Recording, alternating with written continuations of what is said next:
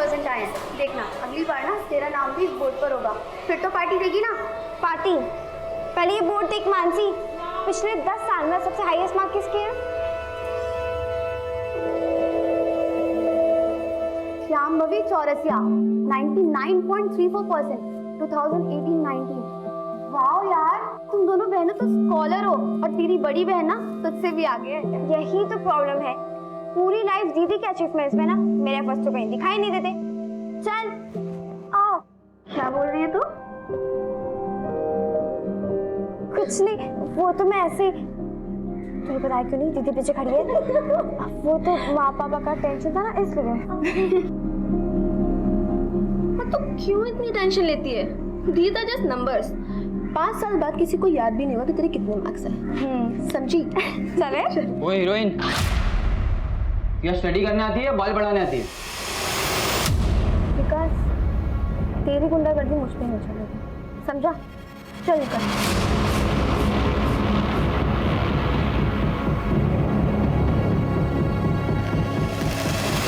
दीदी, जो हुआ उसमें तुम्हारी गलती नहीं थी ना, मैं समझा दूंगी माँ पापा को। अरे माँ पापा तो ठीक है यार, मुझे टेंशन दादी की है।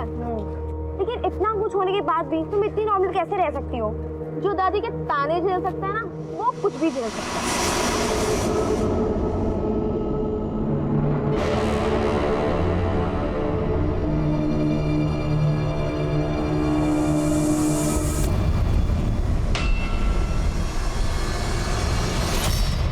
शांभवी, इधर आ, इधर आ तू।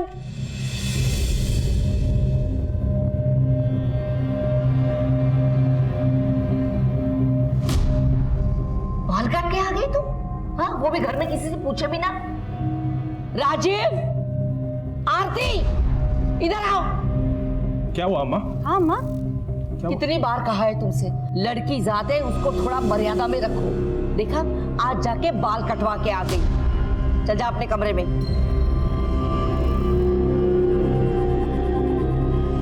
कह देती हूँ, ये लड़की एक दिन हम सबको खून के आंसू रुलाएगी, याद रखना। माँ पापा, अब दादी से कुछ कहते क्यों नहीं हो? वो इतने ताने क्यों देती है?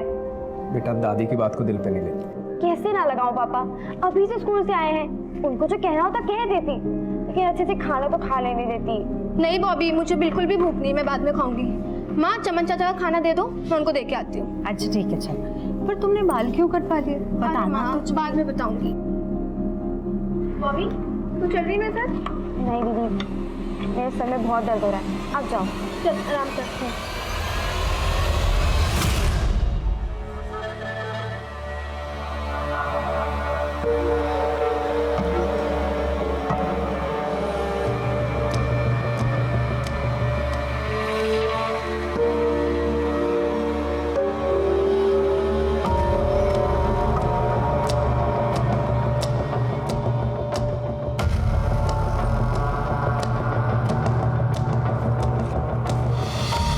चमन चाचा, ये लीजिए आपका खाना।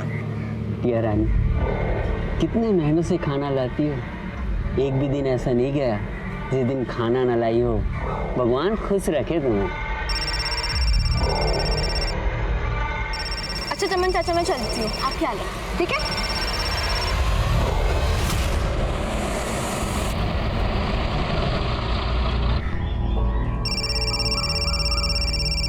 हेलो हेलो, आवाज नहीं आ रहा है।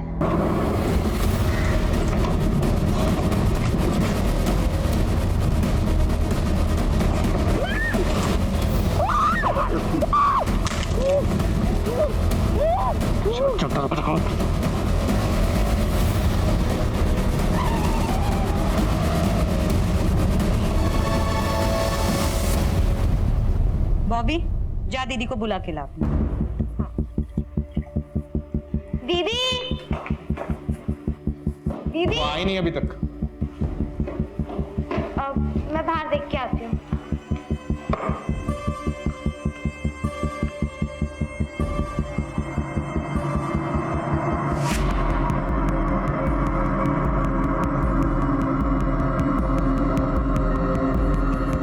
बाहर तो नहीं है? कहाँ गई होगी? मैं फोन करके पूछ। आप जिस नंबर को डायल कर रहे हैं वो इस समय स्विच ऑफ है। फोन तो बंद आ रहा है। यहीं कहीं होगी, मैं जाके देखता हूँ। मैं भी आती हूँ। हाँ चल बेटा।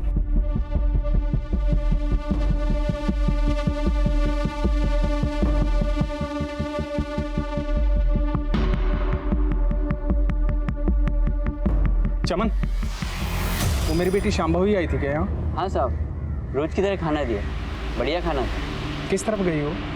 घर की तरफ।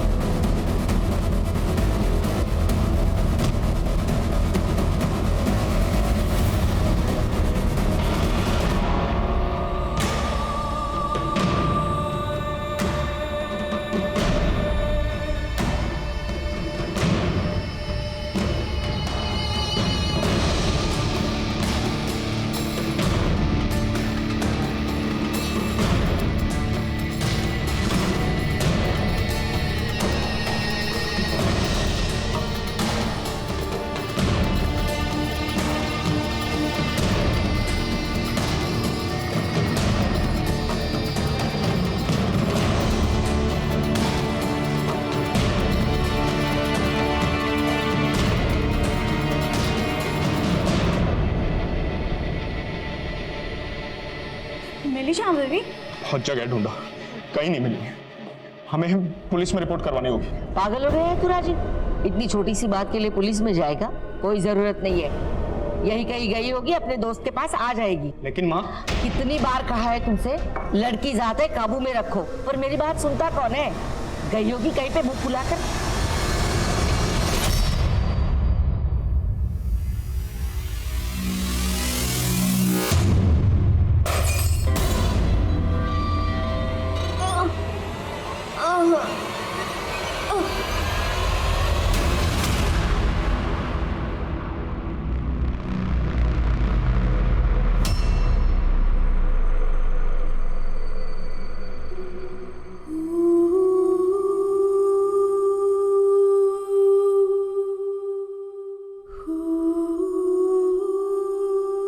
माँ प्लीज आप रोइए मत।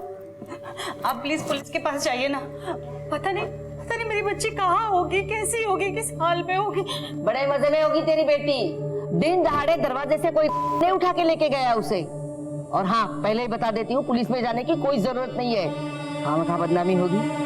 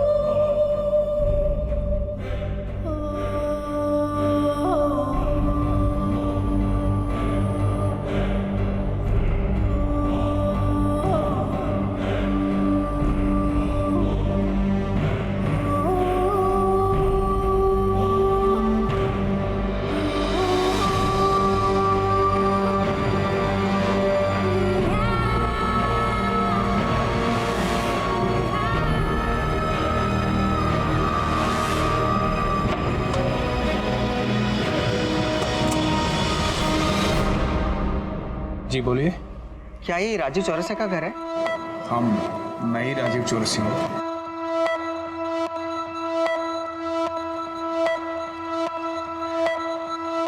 वो थोड़ी देर पहले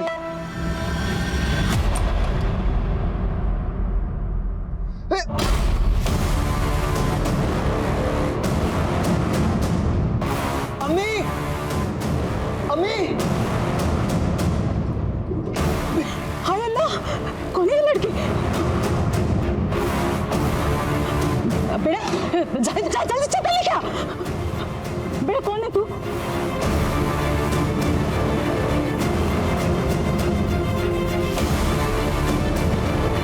तुम्हारा नाम क्या है बेटा? बोल। अम्मी हाँ हाँ, पकड़ पकड़ उसे।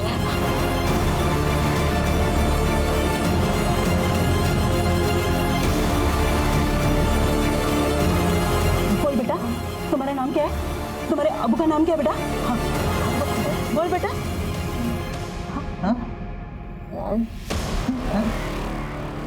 राजीव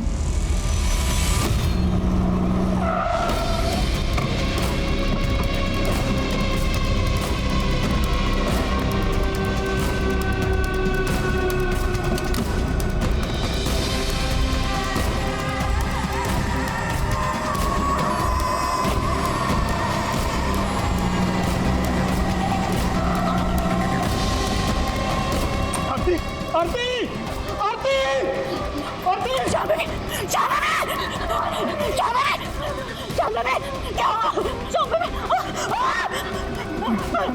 मैं बताता हूँ। कपड़े पहना दो इसे, बेटा कपड़े लेके हमें इसे हॉस्पिटल लेकर जाना पड़ेगा। नहीं नहीं, जल्दबाजी मत करो। इसे हॉस्पिटल लेके जाने की कोई जरूरत नहीं है, थोड़ा सा वक्त दे दो, ठीक हो जाएगी। अरे हॉस्पिटल ले गए तो पुलिस केस होगा, फालतू का बखेड़ा नहीं चाहिए। लेकिन माँ, जब देखो तुम सब लोग अपनी मनमानी करते रहते हो। अरे इस लड़की की ये जो हालत है ना, वो तुम्हारी मनमानी का नतीजा है। अगर इस हालत में ये लड़की घर से बाहर गई तो तुम मेरा मरा हुआ मुंह देखोगे। माँ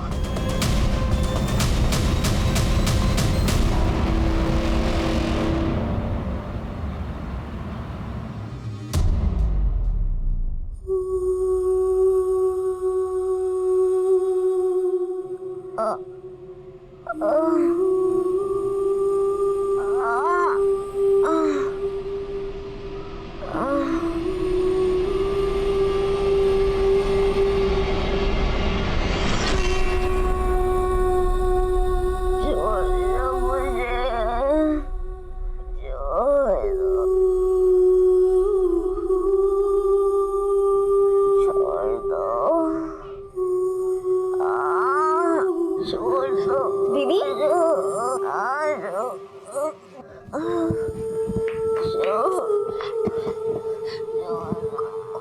कुछ नहीं हुआ, डरो मत, यहाँ कोई नहीं है, सिर्फ मैं हूँ। हाँ आप डरो मत।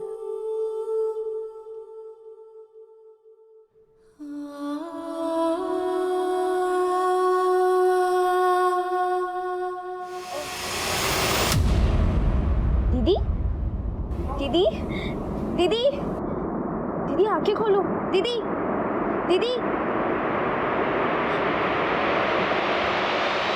माँ माँ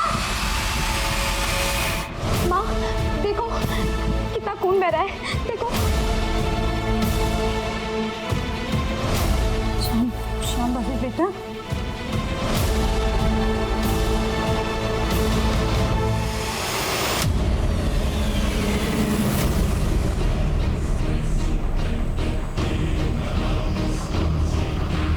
पुलिस कंप्लेन नहीं करनी है तो मत करिए, लेकिन उसको हॉस्पिटल लेकर के चलिए, बहुत खून बह रहा है उसका। काम करते हैं, वो शांभवी को डॉक्टर श्याम के पास ले चलते हैं। दोस्त है मेरा, रात बाहर भी नहीं जाएगा।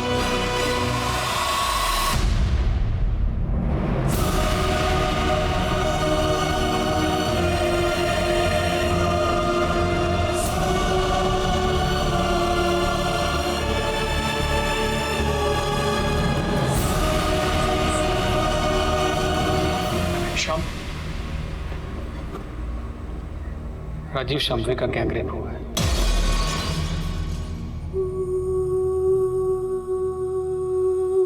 शायद 2 से ज्यादा लोग थे।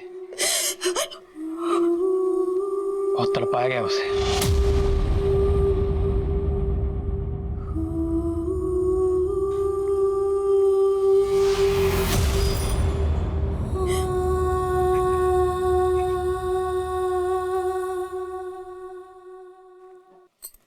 शाम, ये बात किसी को मत बताना, अपने घर में भी नहीं। ये तो कैसी बातें कर रहा है यार? ये वक्त समाज के बारे में सोचने का नहीं है। अपनी बेटी के बारे में सोच। 11 कांच के टुकड़े, 2 पेपर कप्स, 5 पत्थर के टुकड़े।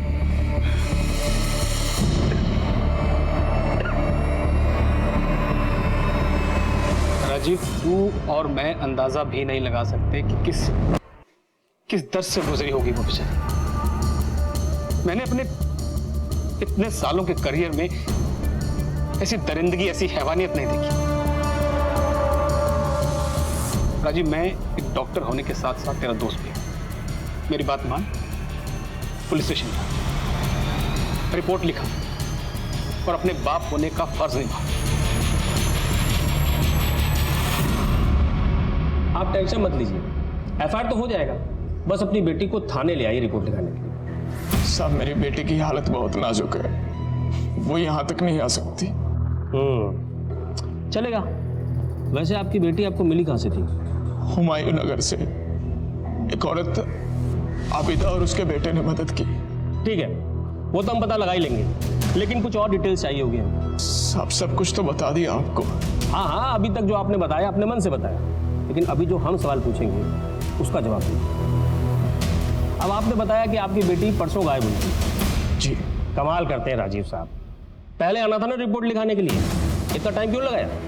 साहब, बेटी का मामला है। ये पहली गलती है आपकी। अगर आप पहले आ जाते तो केस अब तक सॉल्व हो चुका होता। खैर छोड़िए, अब आगे से ध्यान रखिएगा, बात को बाहर मत जाने दीजिएगा। बाहर मतलब समझे ना, मीडिया उडिया में।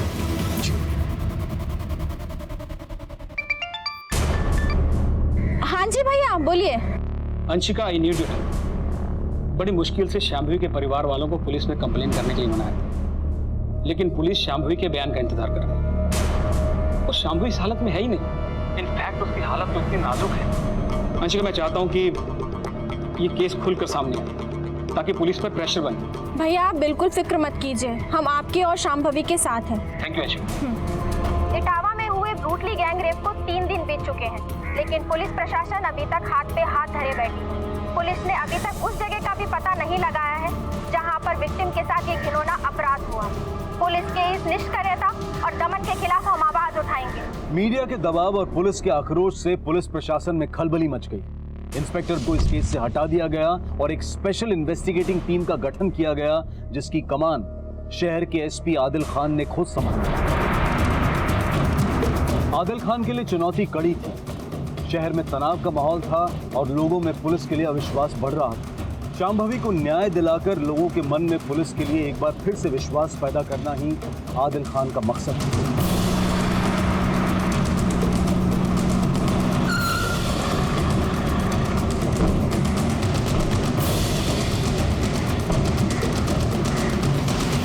अब क्या बचा है यहाँ? और ज्यादती करना बाकी रह गया था क्या? राजीव जी, मैं यहाँ पर आपके जख्म को रेतने नहीं आया। यकीनन हमारे डिपार्टमेंट से कोई चूक हुई है, उसी को सुधारने आया। आपकी बेटी शांभवी को इंसाफ दिलाने आया। खुद एक बेटी का बाप हूं, इसलिए आपकी तकलीफ को समझ सकता हूं।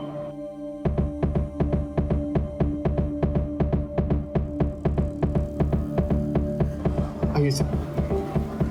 आइए।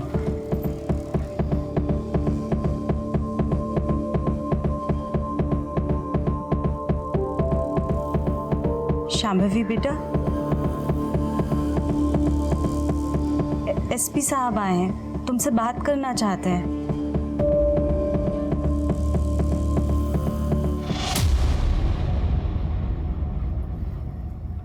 डरो मत बेटा, ये नए अफसर है, हमारी मदद करना चाहते हैं। शांभवी बेटा, मुझे पता है तुम्हारे लिए आसान नहीं होगा, लेकिन बेटा उस दिन जो हुआ, क्या वो तुम एक बार फिर से बता सकती हो?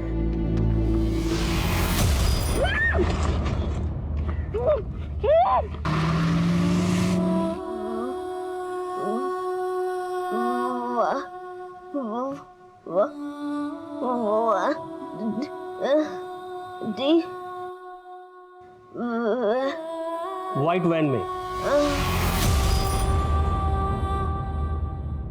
शांभवी बेटा, रहने दीजिए, इट्स ओके, मैं बाद में आऊँ।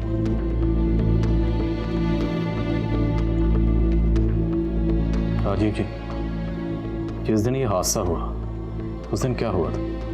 आई मीन एग्जैक्टली क्या हुआ था? सर, पिछले कई सालों से शांभवी दीदी हमारे कॉलोनी में आगे बैठने वाले भिखारी चमन चाचा को खाना देती थी।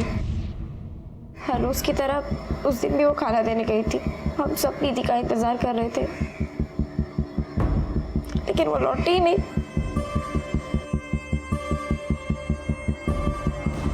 हाँ साहब, वो संभवी बेटी खाना देने तो आई थी। वो किसी से बात कर रही थी फोन में, लेकिन उस दिन के बाद नहीं आई। तूने शांभवी का अपहरण होते हुए देखा था? अपहरण किसने किया साहब? वो ठीक तो है? ज्यादा नौटंकी नहीं समझे, सीधे सीधे बोल। उस दिन तुमने किसी सफेद रंग की गाड़ी को देखा था? गाड़ी तो आई थी साहब, कौन से रंग की थी वो याद नहीं। गाड़ी का नंबर? नहीं साहब। रोज यहीं बैठता? जी साहब। चमन को खाना देने के बाद शांभवी अपने घर की तरफ गई और बीच रास्ते में किडनैप हो गई।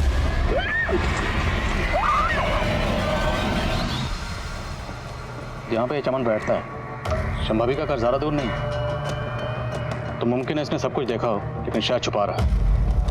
सर, कहीं ये भिखारी उनमें शामिल तो नहीं? नजर रखो इस पे।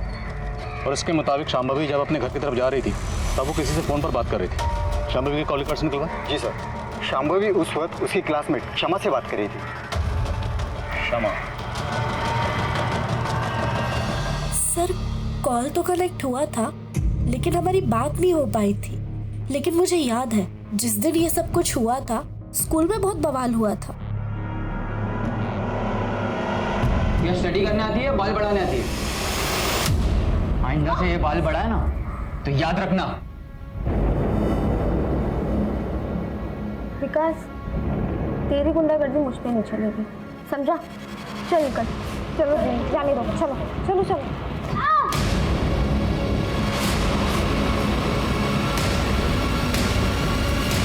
शांभवी ने उसकी कंप्लेंट प्रिंसिपल से कर दी थी और प्रिंसिपल ने 1 वीक के लिए उसे सस्पेंड भी कर दिया था। और फिर विकास ने... तूने मुझे स्कूल से सस्पेंड करवाया ना, नेक्स्ट टाइम तेरे बाल नहीं काटूंगा, तेरी नाक काट लूंगा, ताकि तू किसी को चेहरा दिखाने के लायक नहीं रहेगी। इस बार तो छोड़ दिया तुझे, अगली बार मुझे हाथ भी लगाया ना तो हाथ तोड़ दूंगी तेरा। मेरा तोड़ेगी?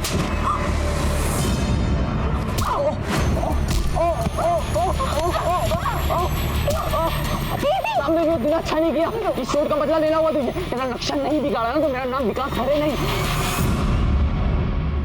शांभवी बेटा, बेफिक्र रहो, मैं तुमसे ऐसा कोई सवाल नहीं करूंगा कि तुम्हें तकलीफ दे, लेकिन फिर भी तुम्हें जहां भी लगे हम इस पूछताछ को वहीं बंद कर सकते हैं। ओके बेटा, तुमने विकास खरे के बारे में ये शबीर अहमद को बताया था?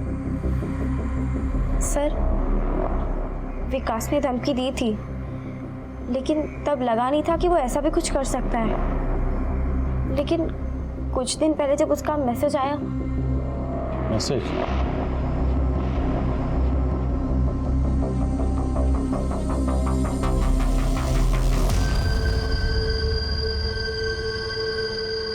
किरण,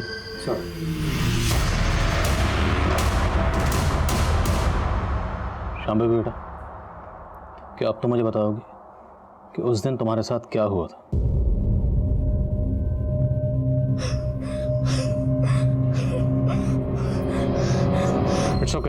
इट्स ओके बेटा, रिलैक्स रिलैक्स, कोई बात नहीं, स्ट्रेस मत लो।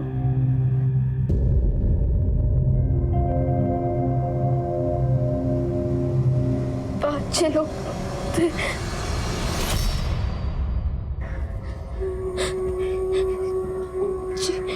जिन्होंने मेरा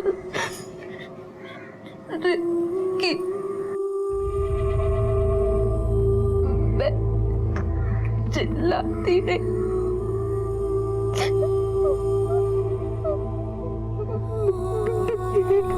भागती रही।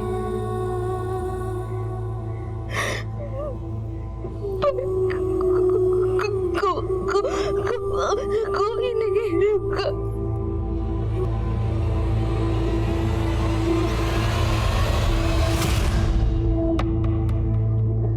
तुम मदद के लिए चिल्लाती रहे, किसी ने तुम्हारी आवाज नहीं सुनी? आए थे कुछ लोग, आवाज सुन के मेरी मदद करने। कौन थे वो लोग?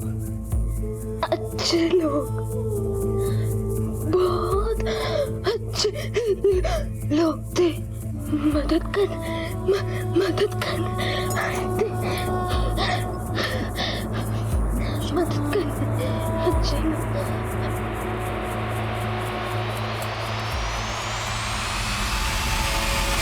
सर शांभवी ने कहा कि बहुत सारे लोगों ने उसकी मदद की, लेकिन आबिदा के घर पे वो अकेले गई थी। अगर बहुत सारे लोगों ने उसकी मदद की थी तो अभी तक सामने क्यों नहीं आए? शायद किसी के दबाव में हो। कोई बात नहीं, एक बार क्राइम सीन का पता चल जाए तो सब के सब मिल जाएंगे। तुम व्हाइट मैन क्राइम सीन का पता करो, और सुनो वो विकास करें, बुलाओ उसे पुलिस स्टेशन। सर बोल, शांभवी से तेरी क्या प्रॉब्लम थी? सर टेंशन थी और मेरे और शांभवी के बीच, लेकिन मेरा उस इंसिडेंट से कोई लेना देना नहीं है सर। तो कहाँ था उस दिन? सर मैं तो अपने घर पर ही था सर। तो मतलब तूने कुछ नहीं किया? तब तो तुझे डीएनए सैंपल देने में कोई प्रॉब्लम नहीं होगी। और वो मैसेज, शांभवी को मैसेज क्यों भेजा था? वो मैसेज सर सिर्फ मैं मौके का फायदा उठा रहा था सर। मुझे लगा उस वक्त मैं उसे धमका भी सकता हूँ और नीचा भी दिखा सकता हूँ सर। तेरी इस हरकत के लिए ना तेरे नक्शा बिगाड़ सकता हूं मैं, समझे तुम?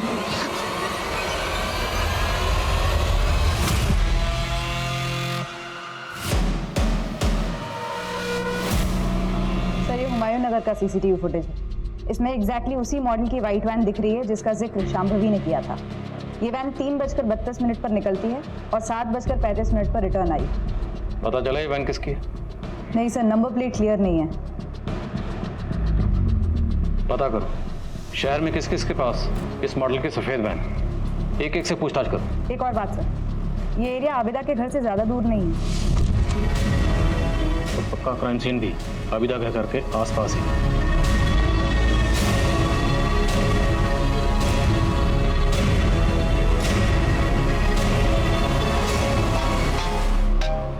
इसने किया। Good.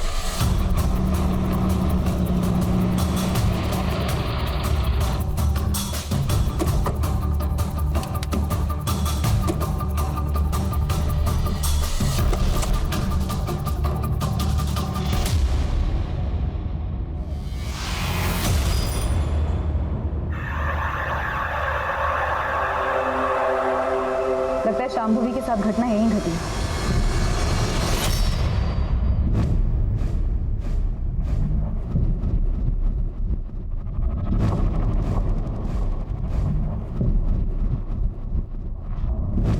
MM Catters।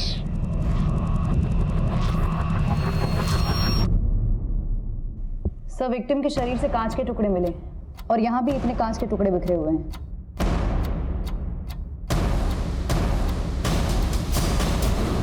Sir bottle के बड़े कांच के टुकड़े यहाँ पर हैं।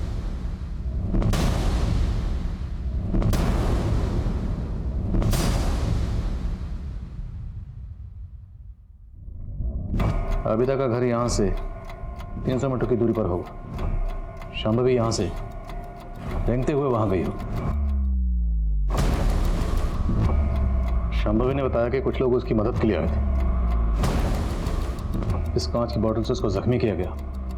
बॉटल को पहले वहां तोड़ा गया, फिर उसी कांच से उसे यहां लाकर जख्मी किया गया। सब ये देखिए क्या मिला। गुटका? सर लगता है हड़बड़ाहट में किसी की जेब से गिर गया होगा। ये सारी चीजें एविडेंस के तौर पर सील करो और पता करो ये गुटखा आसपास कहाँ मिलता है। सर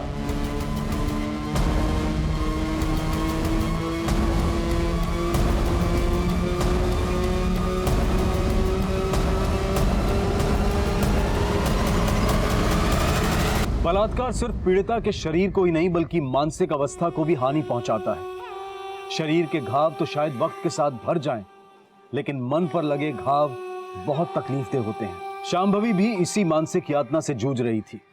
वो दर्दनाक हादसा एक सदमे की तरह से उसके दिमाग पर बार बार दस्तक दे रहा था। दूसरी तरफ एसपी आदिल खान और उनकी टीम इस केस की साजिश को समझने की कोशिश में लग गई। सर, क्राइम सीन के आसपास के लोगों से बात हुई, लेकिन कुछ खास हाथ नहीं लगा। उस दिन वहाँ पर एक शादी थी जहाँ दिन भर डीजे बज रहा था और लोग उसी के फंक्शन में व्यस्त थे। जितने भी लोगों से बात हुई, उन्होंने कहा कि डीजे की ऊंची आवाज़ के आगे किसी लड़की के चीखने चिल्लाने की आवाज़ सुनाई नहीं दी। मैम, कैटरिंग वालों से बात हुई जिनका विजिटिंग कार्ड मिला था? हाँ सर, उस शादी में केटरिंग उसी की थी। इनफैक्ट वो उस दिन वहाँ मौजूद भी था। वो कह रहा था कि उसने तकरीबन 50 लोगों को अपना विजिटिंग कार्ड दिया होगा। Auto auto auto auto auto uncle, airport चलोगे? पहले घर पे चलना, मुझे सामान उठाना, फिर एयरपोर्ट चलते हैं। चलो। मुलजिम शांभवी को उठाकर रैंडमली हुमायूं नगर नहीं लेकर गए। वो जानते थे कि शादी वाला एरिया है, इसलिए वो जानबूझकर उसे वहां लेकर गए ताकि शादी के शोरगुल में लड़की की चीखने की चिल्लाने की आवाज़ कोई नहीं सुने। अपने खबरियों को वहाँ एक्टिव करो। उन्हें कहो कि कुछ भी पता चले तो तुरंत इन्फॉर्म करें। सर, अपनी खबरियों से एक इम्पोर्टेंट बात पता चली। तूने तो कहा था कि तूने कुछ नहीं देखा, फिर ये फोन? सच बोल रहे साहब, मैंने कुछ नहीं देखा था। मुझे तो ये भी नहीं पता ये बिटिया रानी का फ़ोन है। मुझे पड़ा मिला, उठा लिया साहब। माँ की कसम सच बोल रहा है साहब। एक सच और बोल, तेरे पास इतने पैसे कहाँ से आए?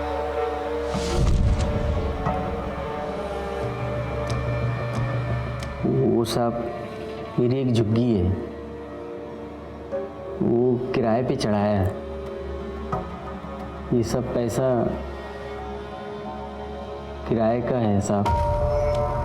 तो ये भीख मांगना तेरी हॉबी है क्या? बस समझ लीजिए साहब, भीख मांगकर खाने की आदत पड़ गई। पुलिस को बेवकूफ समझा तूने? सीधे सीधे बोल, शांभवी के अपहरण से तेरा क्या लेना देना? मेरा कोई लेना देना नहीं है साहब। पिछले कई सालों से वो हर दिन खाना खिलाती है मुझे। आप चाहो तो साहब ये सारे पैसे ले आप ले लीजिए, मैं खुशी खुशी दे दूंगा साहब। बस आपसे एक विनती है, उसके गुनाहगारों को सजा दिलवा दीजिए साहब, यही विनती है।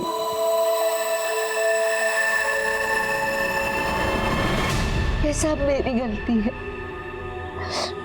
मैंने तुझे हमेशा डांटा, कभी तुझसे प्यार नहीं किया। तुझे ना जैसे कपड़े पहनने पहन, तुझे जैसे बाल काटने काट ले, मैं तुझे नहीं टोकूंगी।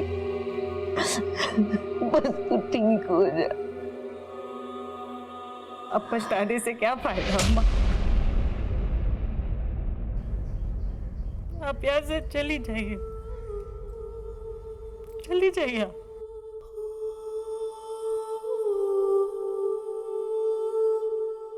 सर, डंप डेटा से कुछ भी ठोस हाथ नहीं लगा है।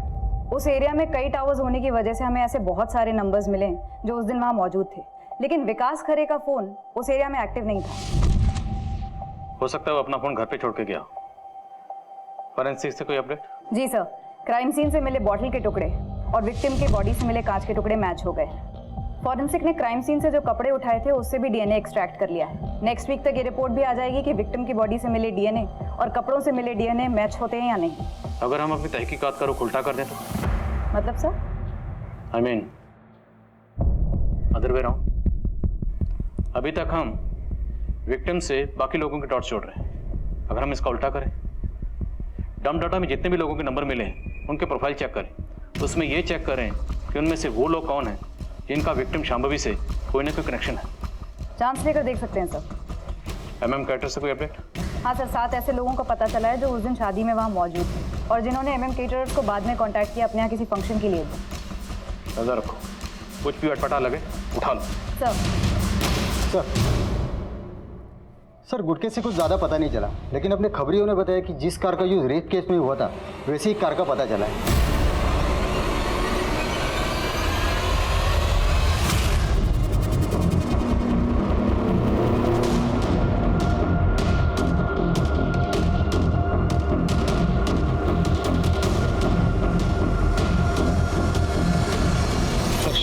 हालत फिर से बिगड़ने लगी है। लगता है वो अपनी उम्मीद खोती जा रही है। लेकिन डॉक्टर आप तो कह रहे थे कि उसकी हालत में सुधार आ रहा है। हाँ, कहा था कि उसकी सभी रिपोर्ट्स इंप्रूवमेंट दिखा रहे थे, लेकिन उसकी हालत में बिल्कुल भी सुधार नहीं हो रहा। यहाँ तक कि वो अपने पैरों तक को हिला नहीं पा रही। मानो वो चाहती नहीं कि वो ठीक हो साइकोलॉजिकली। सर, दवाइयाँ अपना काम कर रही हैं, लेकिन इंसान ठीक होता है अपनी विल पावर से। रेप और ह्यूमिलेशन ने उसके ब्रेन के एक हिस्से को बुरी तरह डैमेज कर दिया, और वो तब तक नहीं भरेगा जब तक वो खुद नहीं चाहे।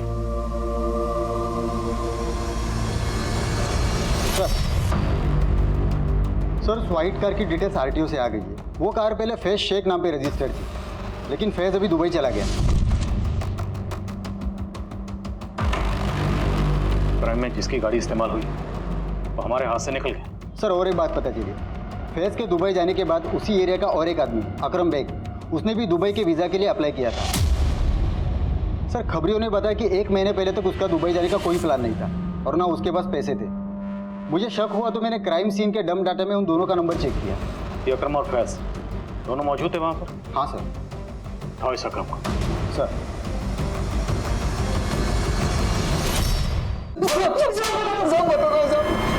लड़की के साथ कुछ नहीं किया, मैं तो सिर्फ वहाँ पे मौजूद था और सब शादी का खाना खाकर लौट रहा था।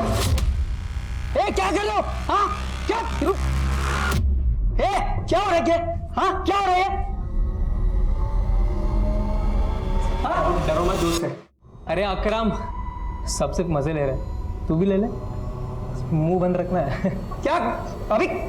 ठीक है, नहीं करना है, मत करना, इट्स फाइन। बस मुंह बंद करने का क्या लेगा वो बता ना खाली। और तुमने दुबई का टिकट ले लिया? जी सर। और कौन कौन शामिल है? नाम बोल सकते हैं? सर, मैं किसी का नाम नहीं जानता हूँ, सिर्फ फैज को जानता हूँ सर। नाम से नहीं जानता, लेकिन शक्ल तो पहचानता होगा ना। वहाँ पे जो लोग शामिल थे उनको पहचान तो पाएगा ना? जी सर। जिन 7 लोगों की लिस्ट बनी थी, जिनके घर में फंक्शन था, सबकी फोटो दिखाओ।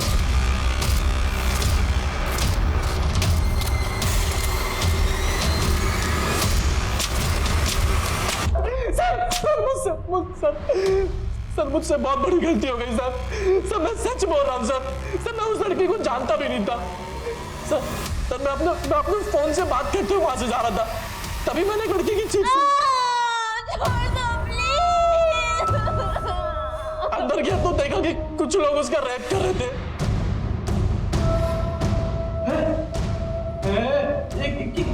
क्या चल रहा? अबे तू क्या डर रहा है? फ्री का माल है, तू भी मजे ले ले। चल। सर, मेरे से पहले भी वहाँ 4-5 लोग थे और मेरे बाद 10-12 लोग और आए सर। नाम बोल, कौन कौन थे? नाम जुमी, इफ्तिखार, नौमान और आजर। वो बारात में आए हुए दूल्हे के चाचा इम्तियाज भी थे सर। बारात में आए बाराती बन के, रेप होता देखकर रेपिस्ट बन गए। दो अच्छे से।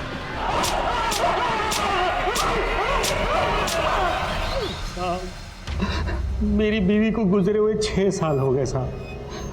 मैं उस दिन फोन पर किसी रिश्तेदार से बात कर रहा था और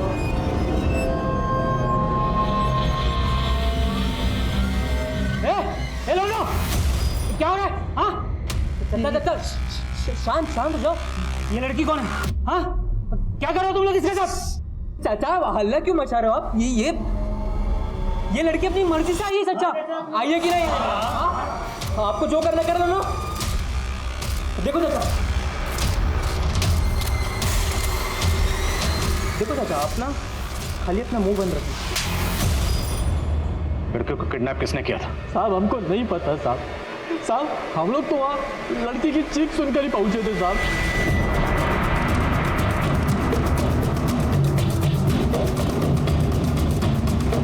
सर, खबरी से एक टीम मिली है। रफीक नाम के आदमी का गैरेज है शांभवी के घर से थोड़ी ही दूर, और फैज रफीक का बहुत अच्छा दोस्त है। और रफीक के गैरेज में 2 लड़के काम करते हैं, नईम और शिवा। फैज की उन दोनों से भी दोस्ती है। उठा लो।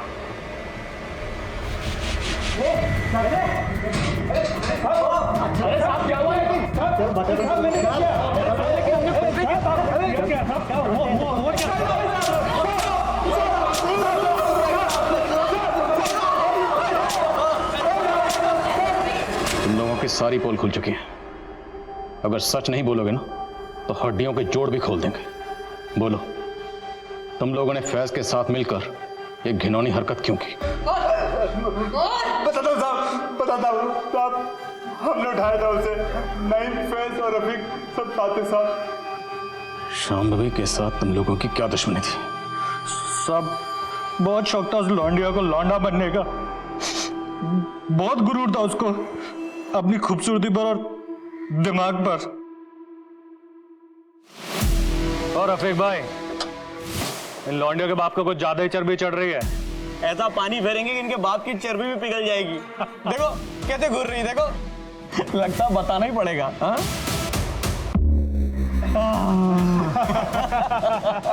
हो गई ठंडी। मेरी बात सुनो, घर चलते, जाने दो, छोड़ो।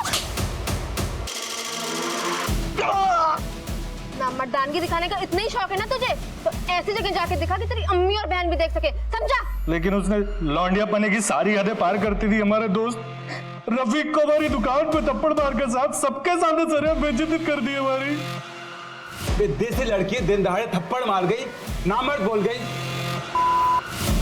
घर का काम काज छोड़ के बाहर घूमती है मर्दों की तरह, और हमें क्या तेल रही है। सबक तो सिखाना पड़ेगा रफीक भाई। सबक तो मैं सिखाऊंगा उस लौंडिया को, पर कैसा सिखाऊं ये समझ में नहीं आ रहा है। बस मेरे पास एक रास्ता है।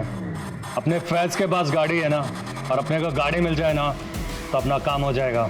5-6 महीने तक हमने कुछ नहीं किया था ताकि मामला शांत हो जाए। वो रोज उस भिखारी को खाना देने जाती थी। हम लोगों ने सारा इंतजाम कर लिया था, बस सही वक्त का इंतजार कर रहे थे। और उस दिन तो बॉबी भी उसके साथ नहीं आई थी साहब। हमें वो मौका एकदम सही लगा काम को अंजाम देने का। हमने फौरन फैज को बुला लिया।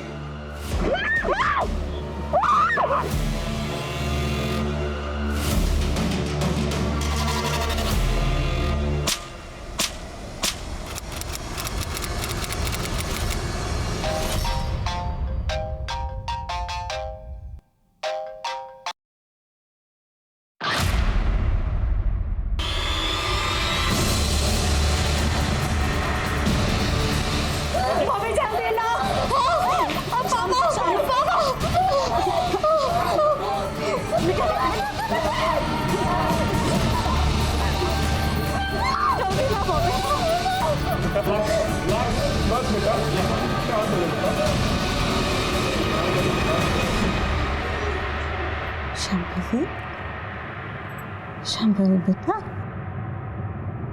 शांभवी, शांभवी। डॉक्टर, डॉक्टर देखिए ना, ये कुछ बोल नहीं रही है। देखिए, देखिए ना इसको क्या हो गया। शांभवी, शांभवी, शांभवी, शांभवी बेटा, शांभवी।